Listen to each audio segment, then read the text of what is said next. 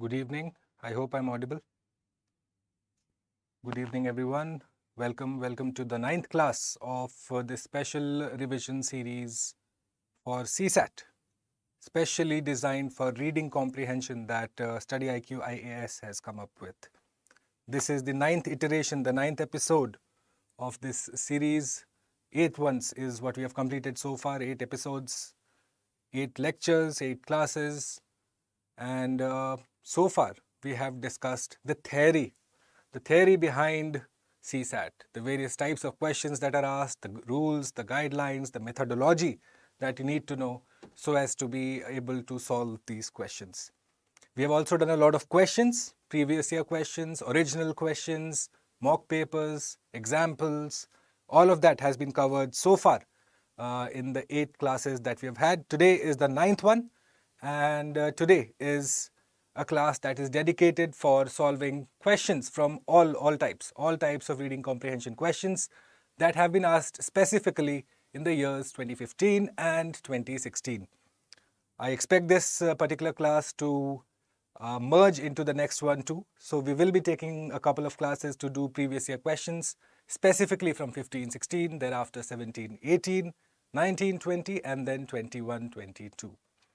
So the whole idea is to make sure that you are exposed to the kind of questions that UPSC asks. You're also exposed to questions from previous years that UPSC has asked, and you're also exposed to the kind of questions that you can be or could be asked in the coming days, in the days to come. Today is the 15th of May. We are roughly 13 days away from D-Day, the day when you will be writing your paper, CSAT paper 2. For Civil Services Prelims 2023. So we do not have a lot of time. But again, as I have done so previously, I will exhort all of you to make sure that you give adequate time to prepare for reading comprehension. Why? Because again, it is a major part of your chances. It is going to solidify your chances so that you can write mains this Diwali, Dashera, whenever it is scheduled. Right?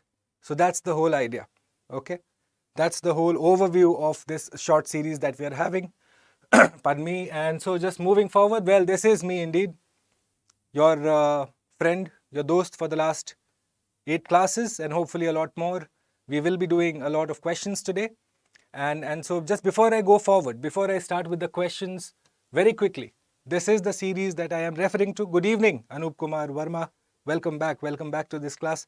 I expect some answers from those of you. Again, we'll be solving questions, so let's make it as interactive as possible. Let's make it as easy and learning focused, outcome focused that we can. Okay, so welcome again, Anup. Good to see you back. So this is the overview of what we have done so far. 8 lectures beginning from introduction. Thereafter, central idea, central theme, the identification of them. Thereafter that, we came to tones. Once again, may I just request all of you who are watching this, please make sure that you revise your tones. Okay? Tones is something that is not covered by many institutions. Most likely that the institution that you have gone to, or if you have done some coaching of some sort, it is quite likely that you may not have been exposed to the tones of the author. Whereas UPSC does seem to ask questions from there. Okay? So may I just quickly exhort you, go through these two particular videos, video number 3 and 4 in this series, where we have discussed tones, the different types of tones, questions that UPSC has asked, and just tones focused questions, a lot of it. Thereafter, we have done a lot of previous year questions in this particular video. Assumptions, inference, conclusion, gist, corollary, all of those big terms that often scare students, leave them flummoxed. ये क्या पूछ लिया? Well, वो क्या पूछा है और कैसे आंसर करना है उसका आपको जवाब यहाँ मिलेगा in video number 6. 7 and 8 we have continued in so far as again assumption, inference, all of that is concerned. We have done questions. 8th onwards we have gone to previous year questions. Now is the time when we expose you to the different types of questions that's possible, And so if you do that on a regular basis, if you're following this, I can assure you it will be of lot of benefit to you, right? I can assure that to you for sure. ठीक है. So just moving forward, first question of the day. Again, a UPSC civil service preliminary CSAT question that to my estimation was asked in 2014. Again, 2014, 15, 16, we'll be doing a question, a mixed bag of questions. So let's just get straight to it. It is essential that we mitigate the emissions of greenhouse gases and thus avoid some of the worst impacts of climate change that would take place in the coming years and decades. Mitigation would require a major shift in the way we produce and consume energy.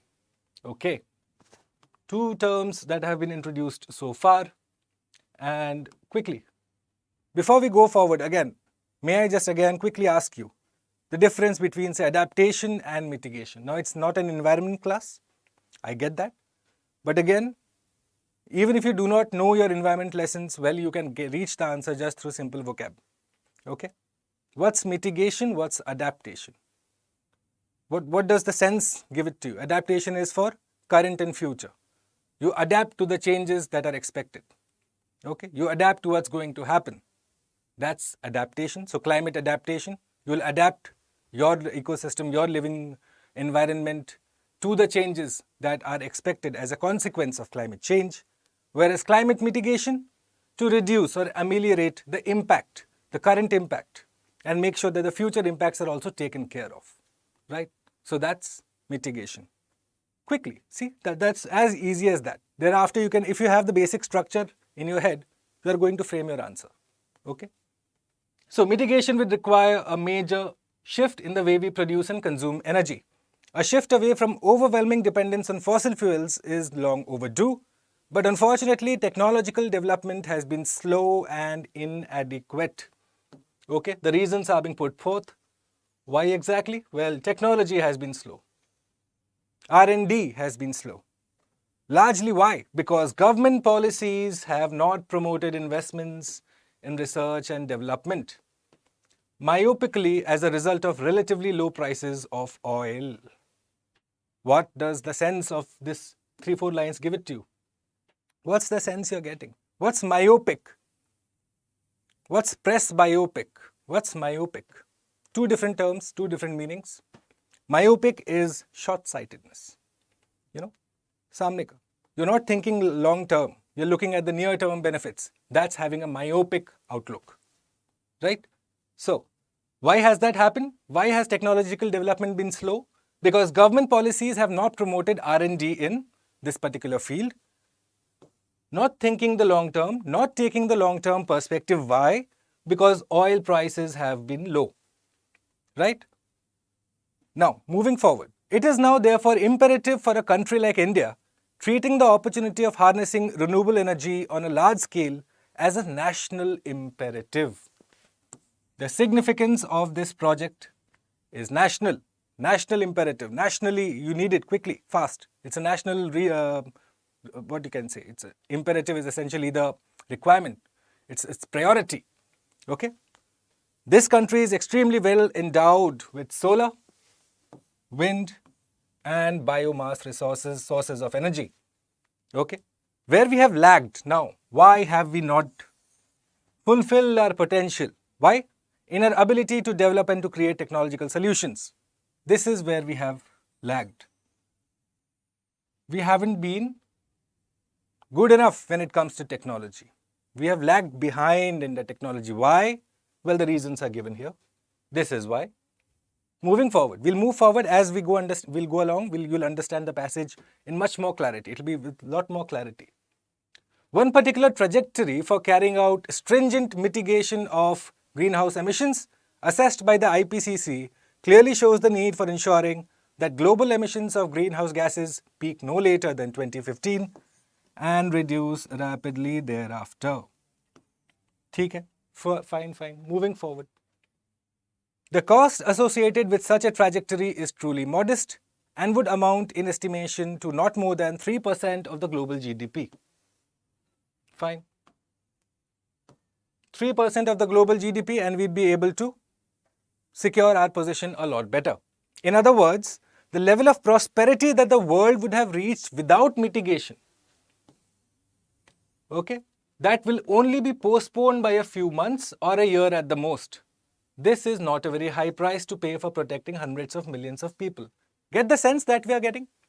That if you were to just do this, whatever the IPCC is saying, that till 2015 you control your thing and thereafter go rapidly down. So what is it? The financial aspect of it now. It would cost no more than 3% of the global GDP, which means that the world would have, what are you going to have? Without mitigation, at worst, our whole project, it'll just be postponed by a few months. It's not going to be a long-term loss for us, whether you look at it in an economic or say in a financial or in a pecuniary sense. Okay? And what does the author say? It's not a very clearly high price. You can afford to do this. It's well within our reach. It's not going to make a difference whether you become a $1 trillion say economy in 2023 or 2025. We can afford to take that hit for 2-3 years. Okay? Any such effort, however, would require lifestyles to change appropriately also. Fine. So far, it was all the bigger picture, the macro picture. Now he's coming to the micro. Okay, behavioral changes. What are they? What are the requirements behavioral changes wise? Mitigation of greenhouse gas is not a mere technological fix and requires changes in lifestyle, like I told you, and transformation of a country's economic structure, whereby reduction in emissions is brought about, such as through the consumption of lower quantities of animal protein. All of this is noise, essentially. This is the one. Quickly just go through, cut through the noise, reach the position, reach the news, as they say. Okay? The FAO has determined that emissions from livestock sector, ethane emissions essentially is what he's probably referring to, are 18% of the total. The reduction of emissions from this source is entirely in the hands of human beings who have never questioned the impacts that their dietary habits of consuming more and more protein are bringing about. Mitigation overall has huge co-benefits, which means there are other benefits that it shares, such as lower air pollution, health benefits, higher energy security, and greater employment. Now, the central idea, very quickly.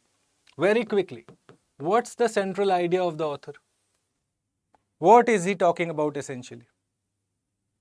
He's talking about green measures. He's talking about making sure that you have this mitigation measures that are prioritized. That should become a national imperative, right? And then he straight away points to the fact that, okay, this is going to have benefits. However, at the same time, there is a concern that you need to address. Number one, and he points to the dietary habits. Okay, this is his focus straight away. He is going towards the individual, the behavioral change, dietary habits. The fact that you consume more meat is probably a big risk factor insofar as this whole conversation around mitigation is concerned, climate mitigation is concerned. Okay, so this is where his tangent, he's focused on dietary habits. All of the rest are ancillary habits, ancillary themes, ancillary ideas in this discussion. Quickly now, which of the following would help in the mitigation of greenhouse gases? Reducing the consumption of meat, rapid economic liberalization, reducing the consumerism, modern management practices of livestock. Quickly now, what would the answer be? Firstly, does he not speak about that meat contributes roughly 18% of whatever the whole thing is here in this particular line? 18% of the total, which means he's drawing a direct correlation. A direct correlation is being made by him between meat and mitigation. Right? Are you able to get that sense? Which means one is for sure correct. Okay, which means my answers are anyways limited to these two. But forget the options. That's not. We are going to learn here. How do you approach the question? But anyways, if you were to go just from the exam point of view as to how to quickly solve the question, well, you have narrowed it down to two. 1, 2 and 3 and 1 and 3. So essentially we have to choose the validity of 2 only. Rapid economic liberalization, well, the author of the passage has mentioned none of that here.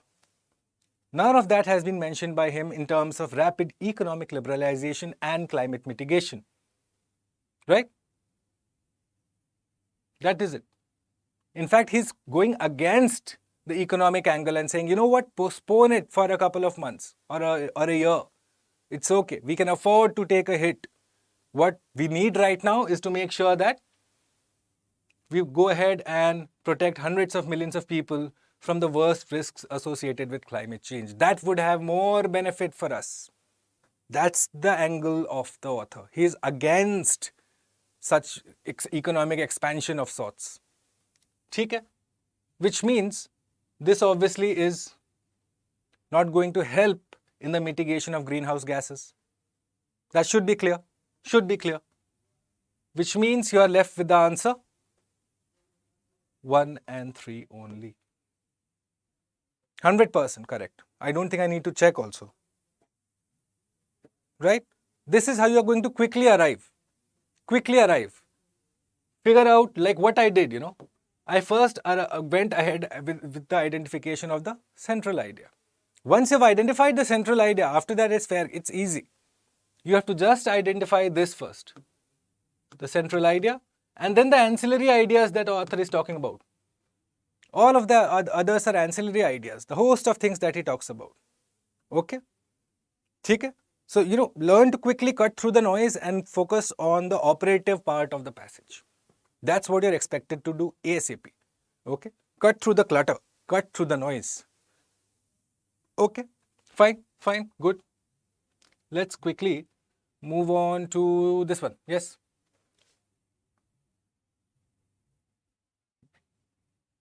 Why do we continue to depend on fossil fuels heavily? Why is it? Inadequate technological development, inadequate funds for research and development, inadequate availability of alternative sources of energy. Guys, tell me now, what should be the answer here? Quickly, what should be the answer?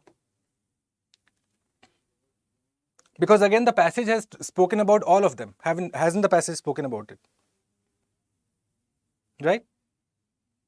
Why do we continue to depend on it? Has been spoken about the passage. Has been spoken through the passage. Go ahead, have a look. Have a look. The answer should come from you. It's not very difficult, to be honest. Right? Go ahead, have a look. Have a look at the passage. Why are we continuing to depend on the fossil fuels heavily? What is the author saying? Yes. Inadequate technological development. He speaks about that. That R&D, we have not developed enough. The author mentions that explicitly in the passage. Thereafter that, he says, why? Because the government is not giving paisa. The government is not giving enough money to make sure that we have research and development on a large-scale basis. It's not investing enough in research and development is what the author of the passage is saying. Right? And thereafter that, inadequate availability of alternative sources of energy. Yes? Now look at this. Look at it here.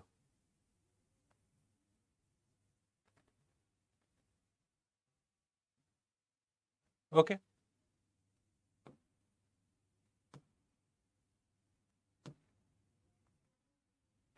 Right? So what is the author saying? That we have all of these.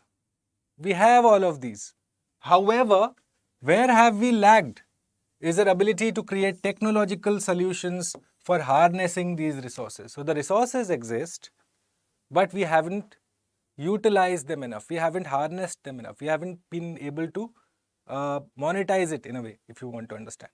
To make sure that its utility is served to the fullest, probably is the best way to understand it. Okay?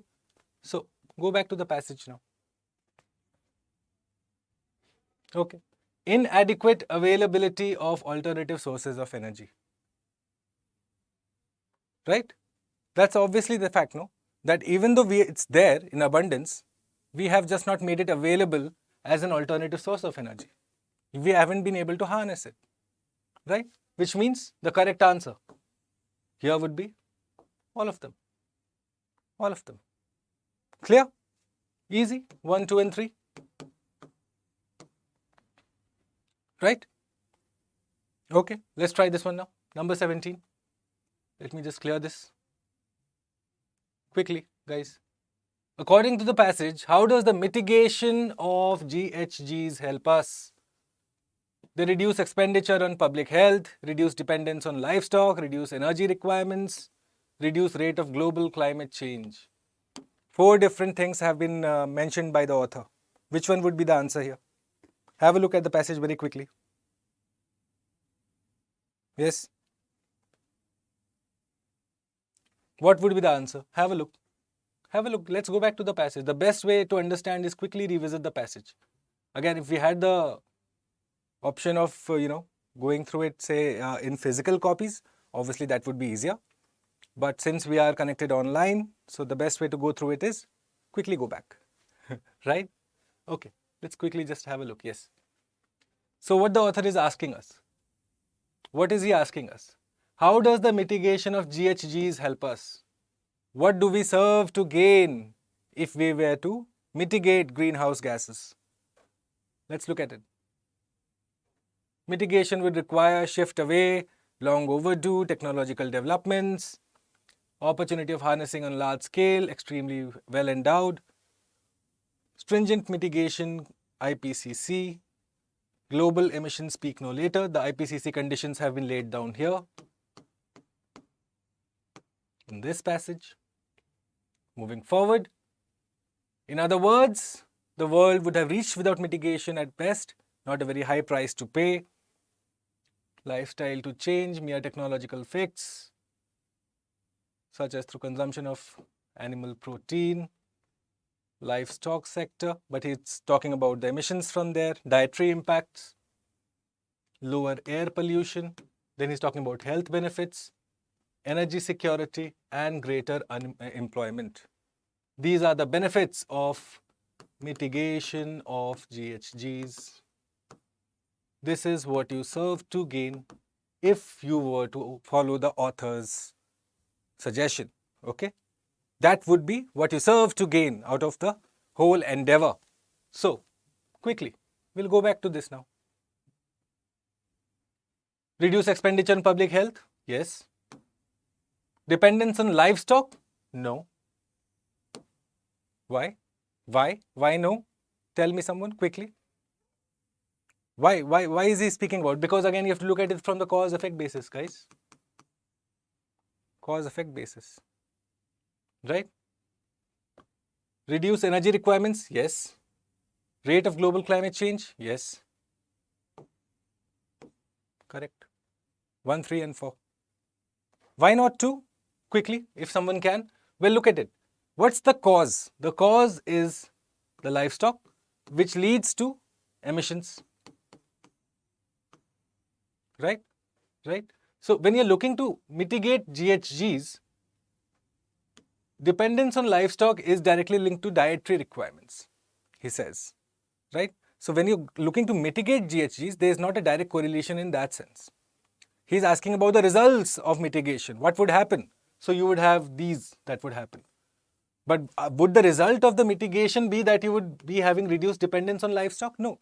What he's saying is reduced dependence of livestock will lead to mitigation, will lead to a reduction, 18% reduction is what he's aiming at. So whenever you're confronted with these questions, look at it from the cause-effect perspective. Always. Okay? The other 3 are effects, whereas this is a cause, the odd one out. Okay? Please understand this. This is how UPSC will look to confuse you. It's a tried and tested method of the commission. They love to trap the students with cause-effect relationship, especially in RC passages. It has happened every year since almost 2014-15. Okay, which is why I am giving so much of thrust on these type of questions, because it's of extreme importance that you quickly learn to identify cause-effect relationship. Quickly, okay? That has to come naturally to you. You can't be spending too much of time the way I have spent trying to explain it to you. You do not have that liberty there. You do not have that particular facility for yourself to think the way I am thinking and explaining it to you. Okay, so you have to train yourself to that extent where you're able to identify a cause-effect relationship just prima facie, looking at it. Looking at it, you can say, you know what, this is the cause, this is the effect, this can't be the reason. Okay, right, we'll move forward. Next question, What is the essential message of the passage? The central idea is what the author is asking you to identify. Again, UPSC is like most favorite question. Identify the central idea, the gist of the passage. What's the author's central message? Primary message. All of these are synonyms insofar as UPSC is concerned. They all mean the same thing, identify the central idea. So let's look at the passage now. What is the central idea of the passage? We continue to depend on fossil fuels heavily. Mitigation of greenhouse gases is imperative. We must invest in research and development. People must change their lifestyle.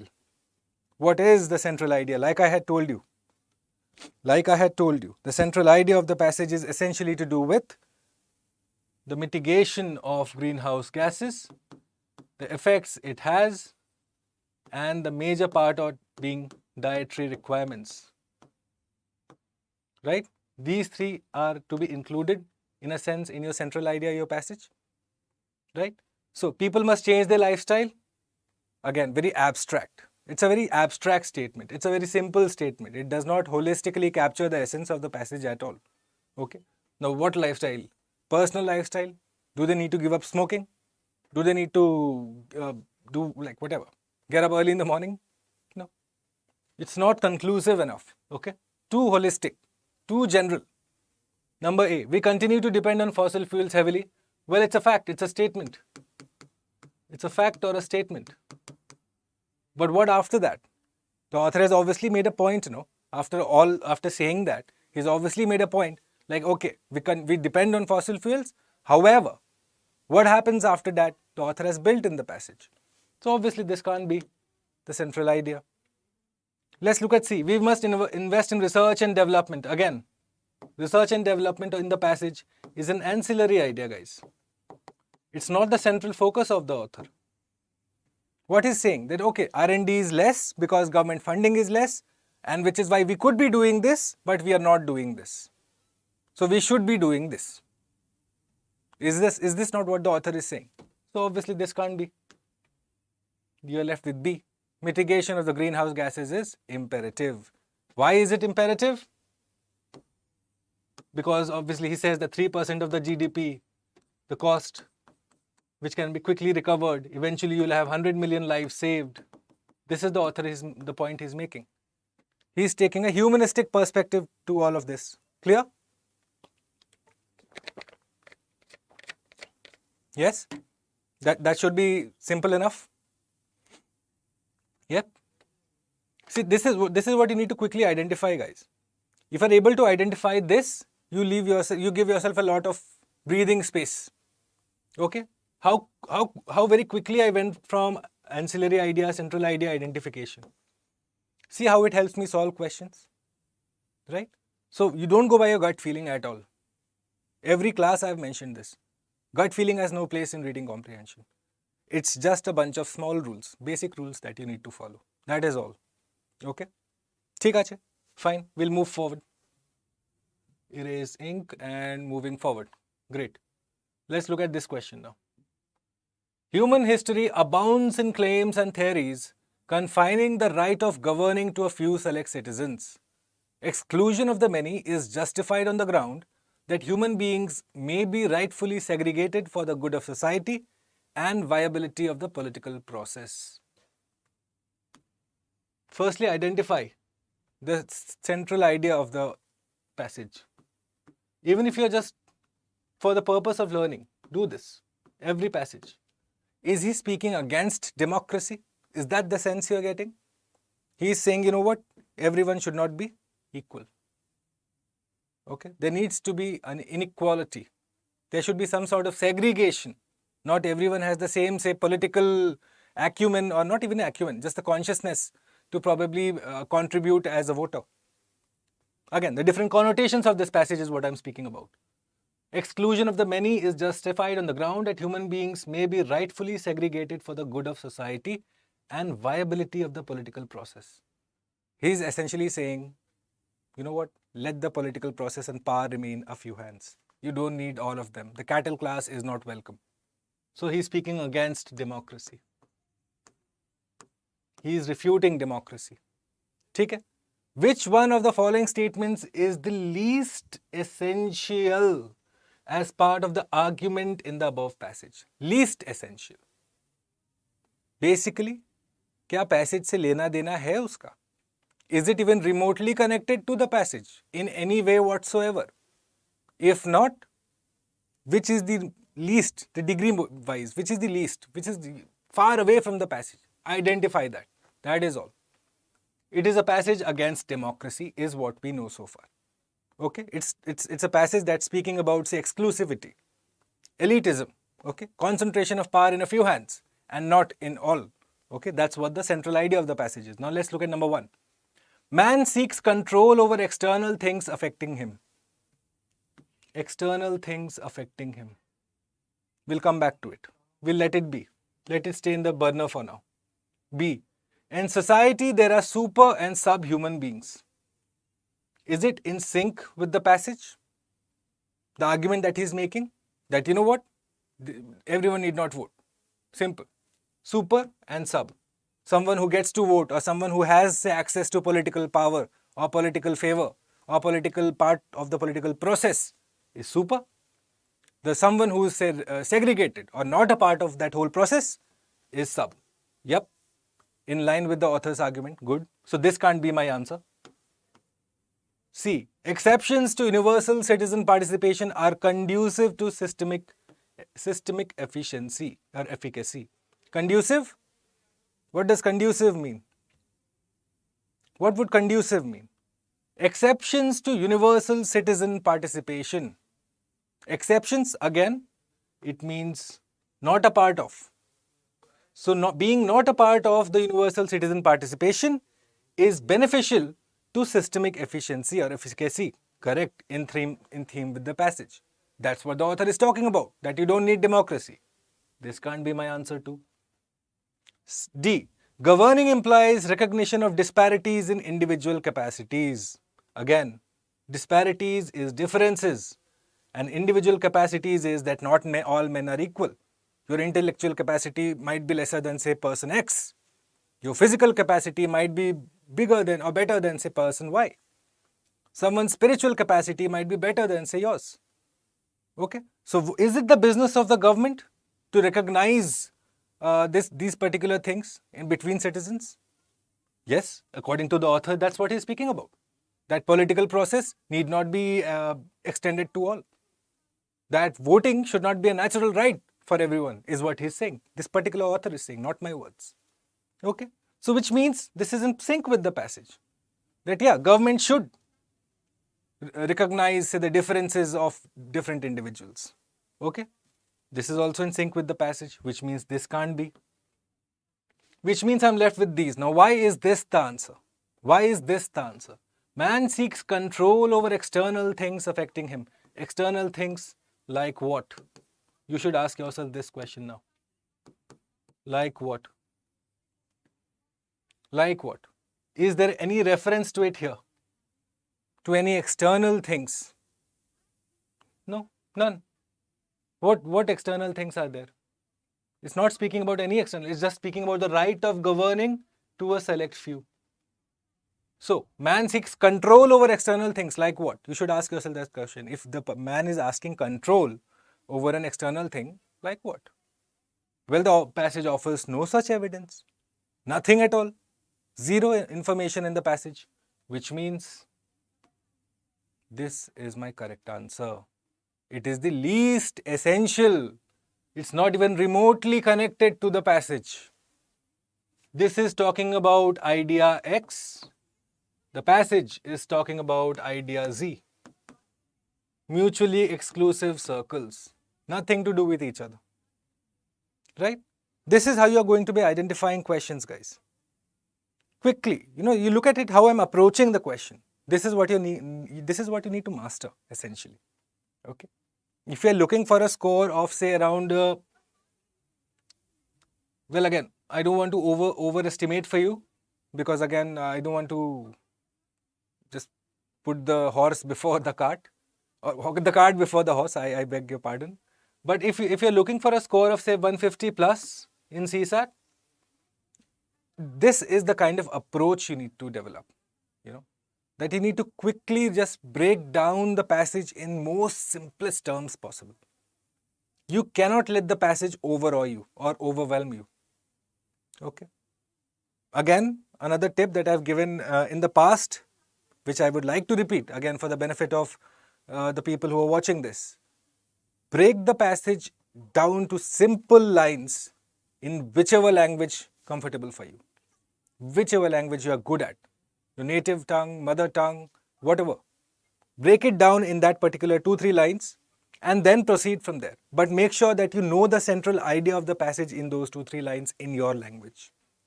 Okay.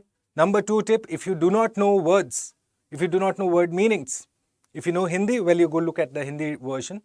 If you do not know Hindi, even if you are able to identify the sense of the word, okay, if you are able to identify the sense of the word, whether it is being used in a positive sense, whether it is adding to the author's point, or is it negating the author's point.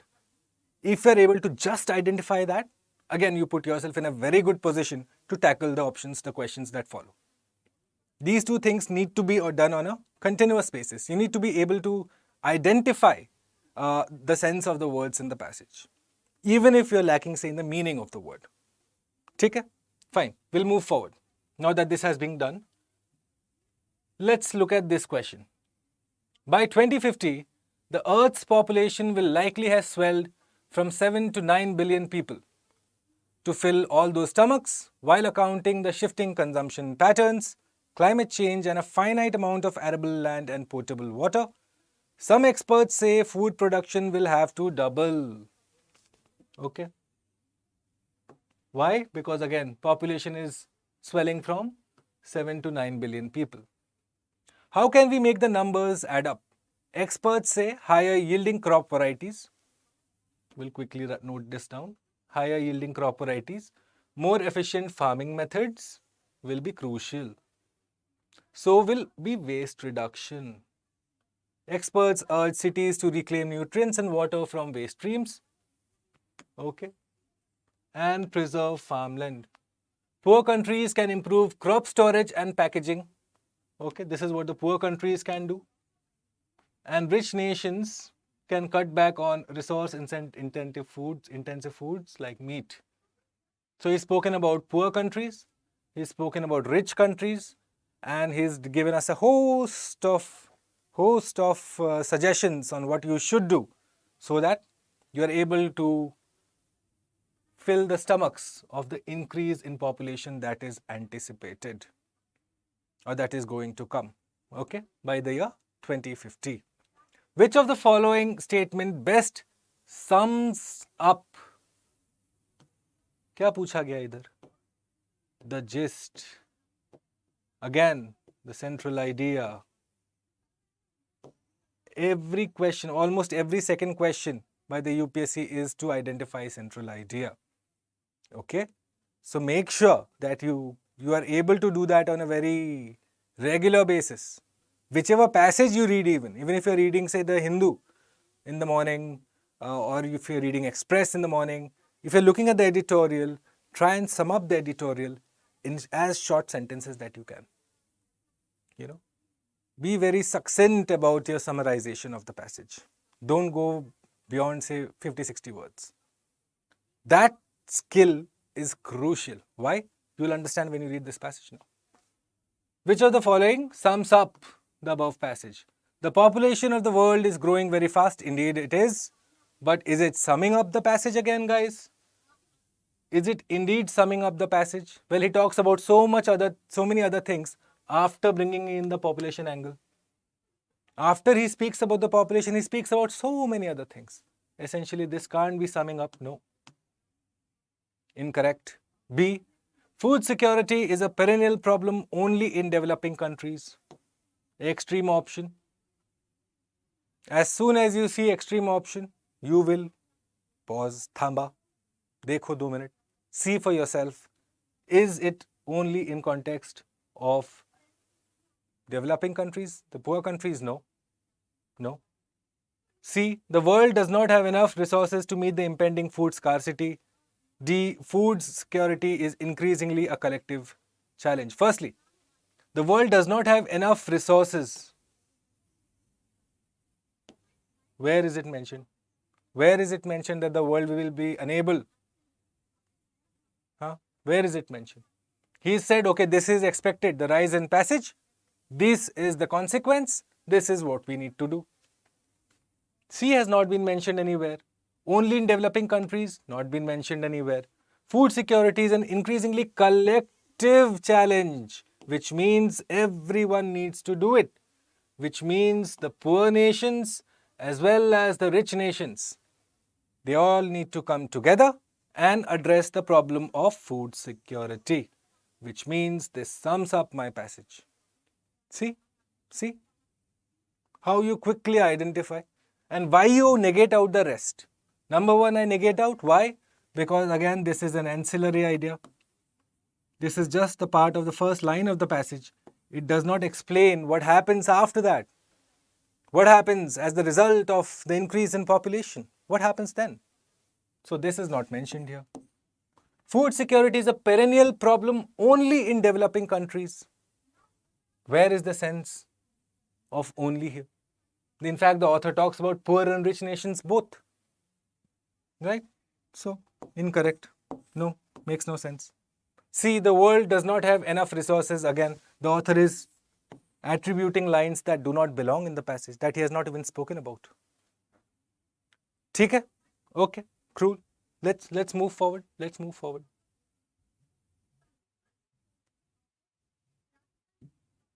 Many people in India feel that if we cut our defense expenditure on weapon building, we can create a climate of peace with our neighbors, subsequently reducing the conflict or creating a no-war situation.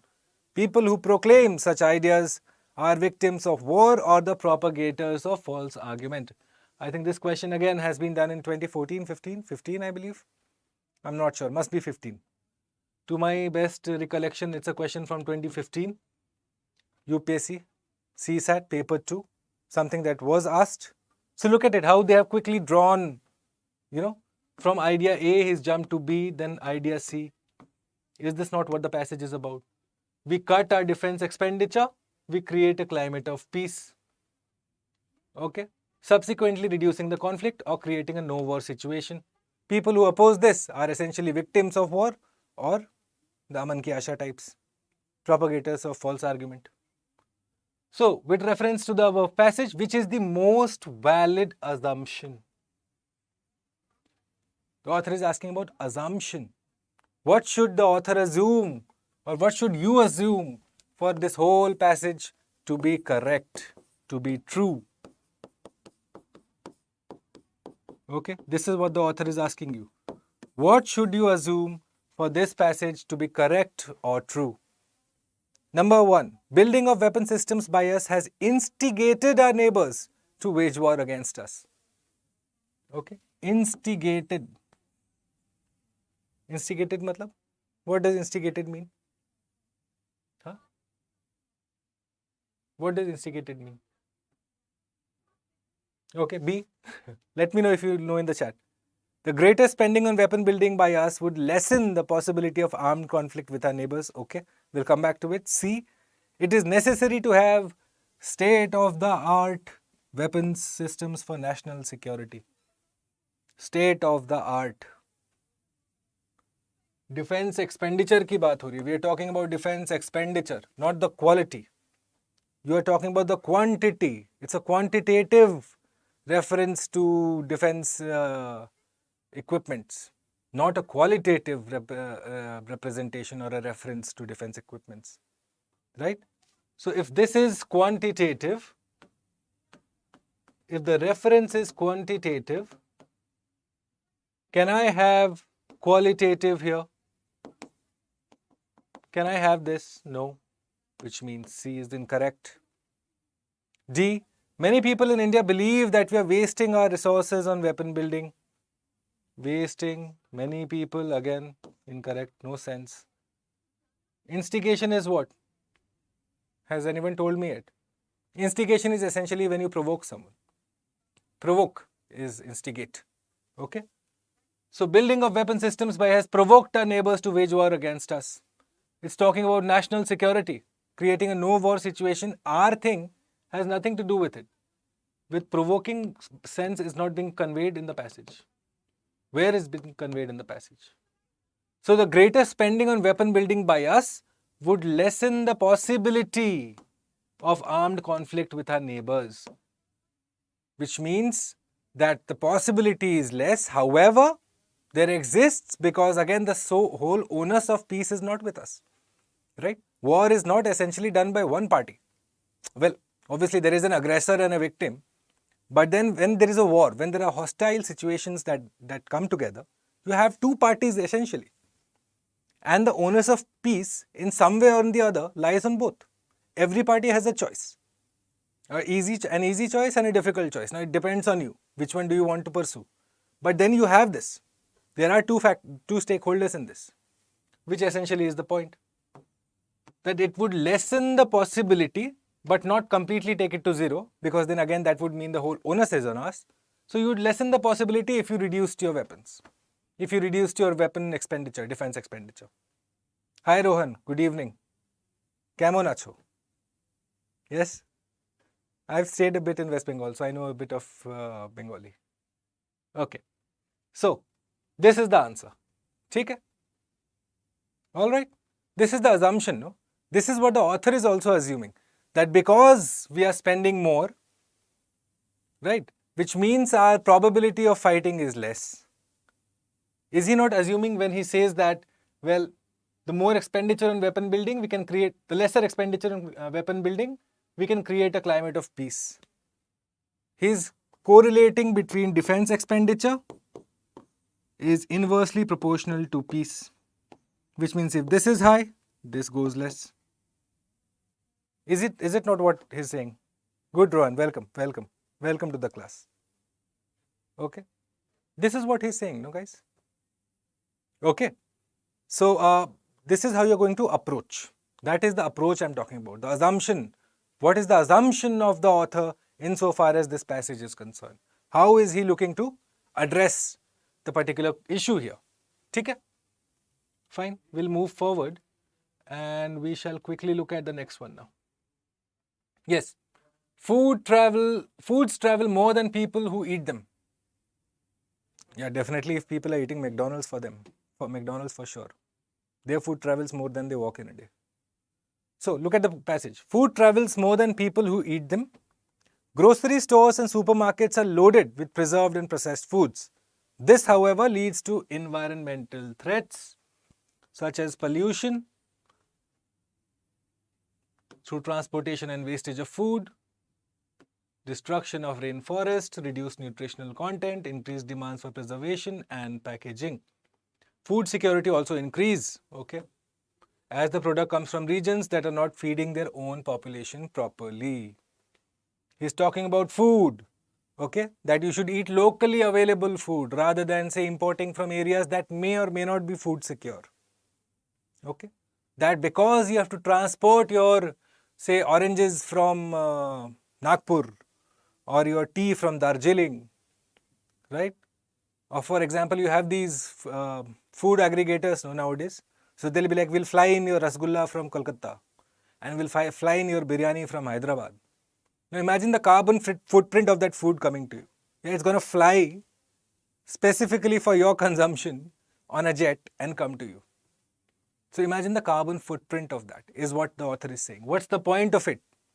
Why can't you just eat locally available food? Okay, that's the central idea of the author. So with reference to the above passage, which of the statements is or are true? Let's have a look at this, guys. बताइए इसका answer. देखिए एक. Who can do this?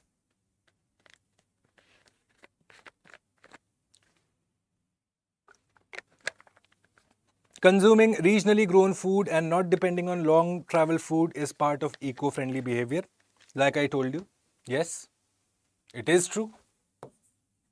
Food processing industry puts a burden on our natural resource. Again, he says that.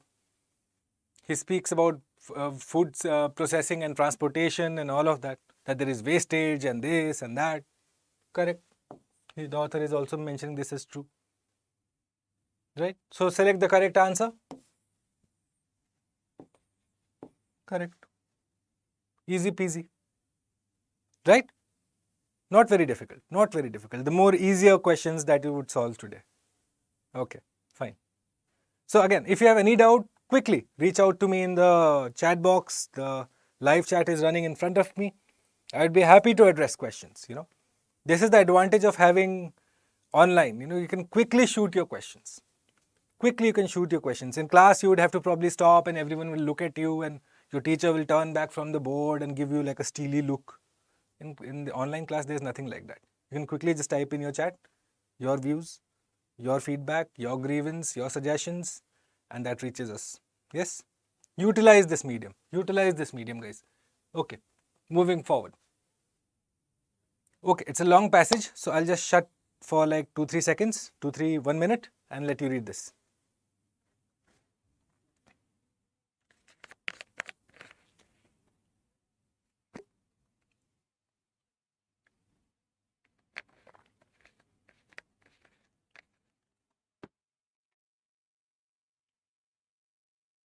Okay, we'll quickly look at the passage together.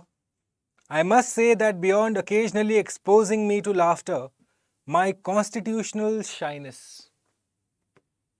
Can someone tell me, or even if you're reading or watching this at a later time, figure out what he means by constitutional shyness. Is he shy about the constitution? Is he like संविधान से मुझे शर्म आता है? नहीं.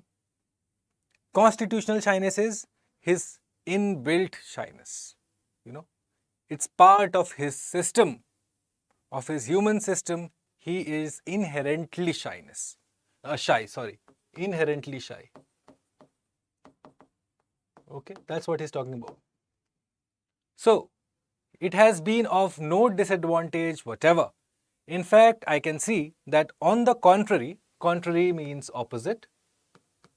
So, on the opposite, it has been to my advantage. So, him being shy, the author is saying it's to his advantage. Now, let's look at how. Okay. My hesitancy in speech, which was once an annoyance, is now a pleasure. Its greatest benefit has been that it has taught me the economy of words. I have naturally formed the habit of restraining my thoughts. See, from words, he's come to thoughts. And I can now give myself the certificate that the thoughtless word hardly ever escapes my tongue. I do not recollect ever having to regret anything in my speech or writing. Okay? He's so careful with his words, choosy with his words.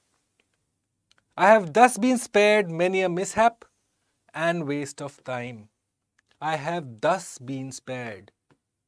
Thus means consequence. Again, cause effect. Cause effect. ठीक है? Because he is shy, he has been spared many a mishap and waste of time. Know this relation because we'll use it to solve a question now. Experience has taught me that silence is part of the spiritual discipline of a votary of truth. Proneness to exaggerate, to suppress or modify the truth, wittingly or unwittingly, is a natural weakness of man, and silence is necessary in order to surmount it, which means to conquer it, overcome it. Okay.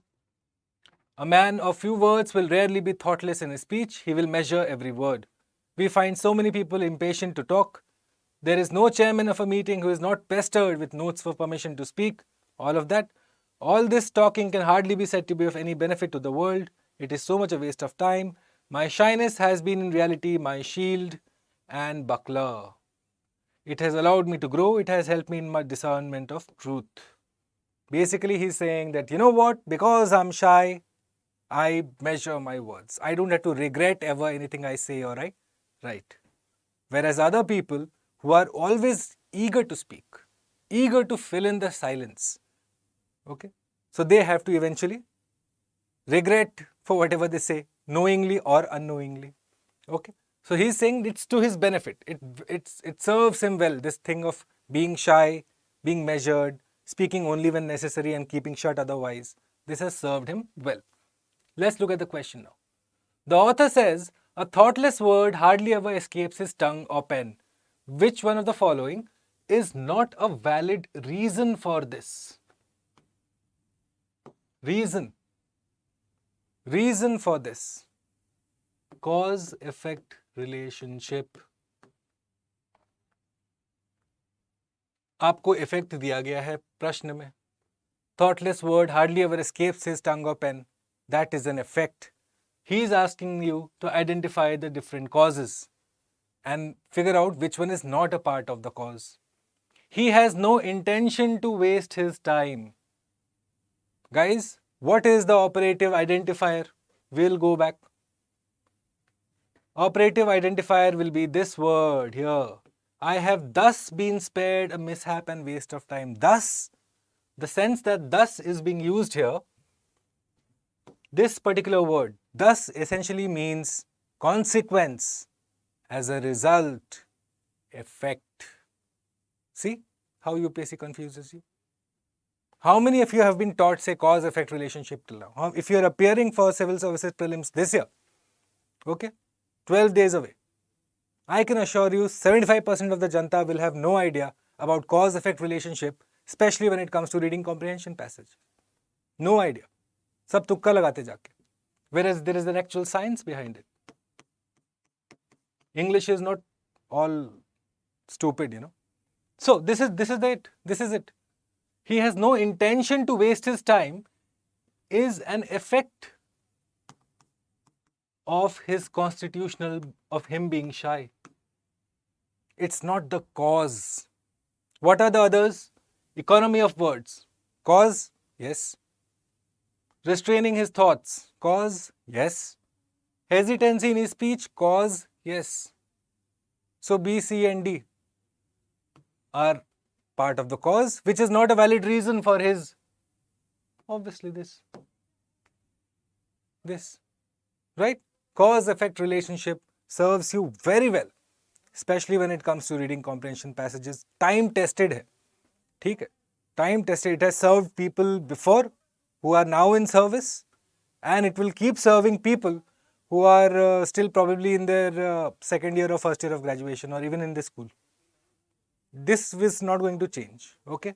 So again, if you're appearing this year, if you have not been exposed to cause-effect relationship, especially in the context of reading comprehension passages, please, may I implore you, have a look at this lesson. Finally, the last question of the day. The most appropriate reason for the author to be spared many a mishap is that. Why? What is the reason for the author? Again, cause पूछा जा रहा है. What is the reason why he spared many a mishap? He hardly utters or writes a thoughtless word. He is a man of immense patience. He believes he is a spiritual person. He is a votary of the truth. Why is he being spared a mishap? Because he is very choosy with his words. That is it. He is choosy with his words. Okay? Whether he is patient or whether he is spiritual, votary of the truth, has nothing to do. Nothing to do with him being spared a mishap. Mishap क्या होता है? कुछ गलत हो जाना. Small incident. Okay? That is what he is saying. That he does not have to regret anything. Why? Because he is quite measured in his words. He knows exactly what is to be said, when is it to be said. ठीक है?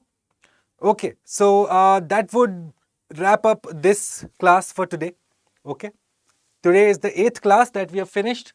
Lesson number 8 has been finished today. Tomorrow evening, I'll be meeting you same time, 7 p.m. IST. Okay, and we will be solving more questions, civil services prelims questions. Tomorrow we'll be solving questions from 2016 and 17. So if you want to revise, if you want to go through the approach in solving previous year's questions rather than just telling you, you know what, ये answer है, मान लो, क्योंकि मैं बोल रहा हूँ, मैं वैसा नहीं बोल रहा हूँ. I'm saying this is the theory behind, this is the approach, the methodology behind solving these questions. Tomorrow we'll continue with 2016 and 17. Till that time, thank you so much for watching, and if you're watching this for the first time, may I implore you, go back through the previous lessons. If you have been a regular viewer of this particular series, may I request you share it with your friends, with anyone who's appearing for civil services either this year or the next. I can assure you it will be of enough benefit to them. On that note, thank you everyone for joining. Rohan, Anoop, thank you so much. I'll see you tomorrow at 7 p.m. IST. Till then, it's a wrap.